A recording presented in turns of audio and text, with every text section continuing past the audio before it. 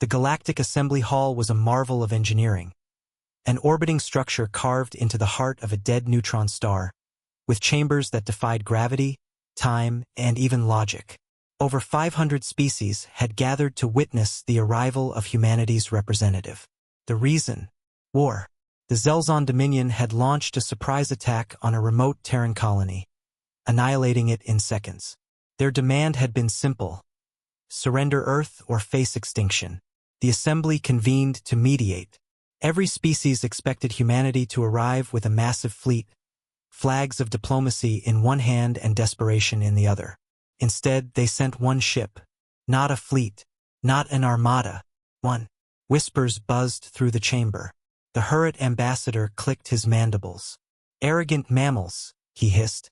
Sending one vessel to a matter of galactic consequence. Typical. Even the usually stoic Valerians murmured among themselves. Perhaps they don't understand the scale of the conflict, one offered. But then it arrived. The ship pierced real space like a dagger through silk, emerging silently into the Assembly's viewing field. It bore no insignia, no visible weapons, no escort. But its presence, it was like a shadow draping over the stars. The galactic delegates stared. The ship wasn't large, but it felt enormous, like the idea of a predator too massive to see fully at once. It bore a name in bold Terran glyphs. TNS Revenant, the Zelzon warlord, General Kator, laughed. One ship? This is the extent of their retaliation. Admiral Celine Voss, humanity's envoy, appeared on the central projection dais. Clad in an austere black uniform, her face was calm, cold, even. You attacked a civilian colony, she said flatly. You declared war. The Revenant is our response. Kator bared his jagged teeth. You overestimate yourselves. No, Voss said. You underestimated us. And with a flick of her wrist, the Revenant moved. In less than a second, the ship disappeared from orbit. Then reappeared in the far sector of the system, hovering over the Zelzon forward fleet.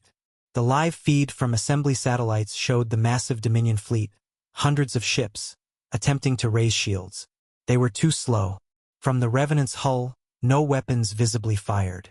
Instead, space itself cracked. A dark ripple spread in all directions like a collapsing star, and the Zelzon ships simply vanished. No explosions, no debris. Just erased. A stunned silence gripped the chamber. Then Voss spoke again, voice like ice. The Revenant is equipped with an experimental singularity driver. It doesn't destroy targets, it removes them from reality. Permanently.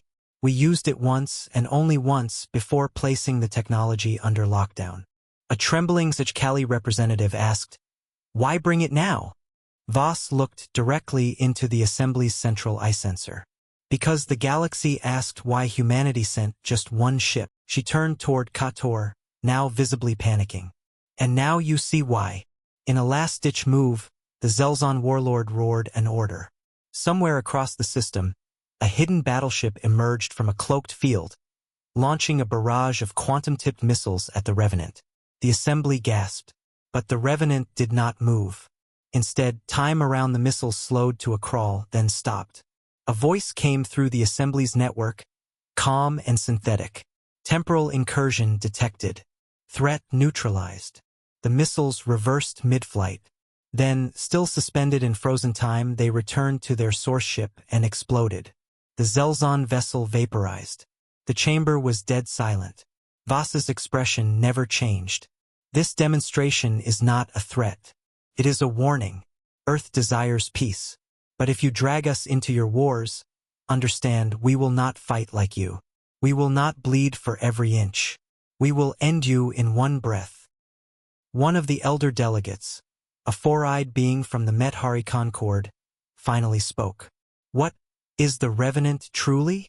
Voss's lips curled into the faintest of smiles. It's not a ship, it's a message. She ended transmission. As the Revenant faded back into real space and blinked away without so much as a flare, the Galactic Assembly sat in cold silence.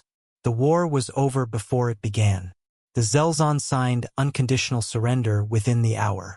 And for centuries to come, Whenever the question was asked, why did humanity send only one ship? No one dared to ask twice.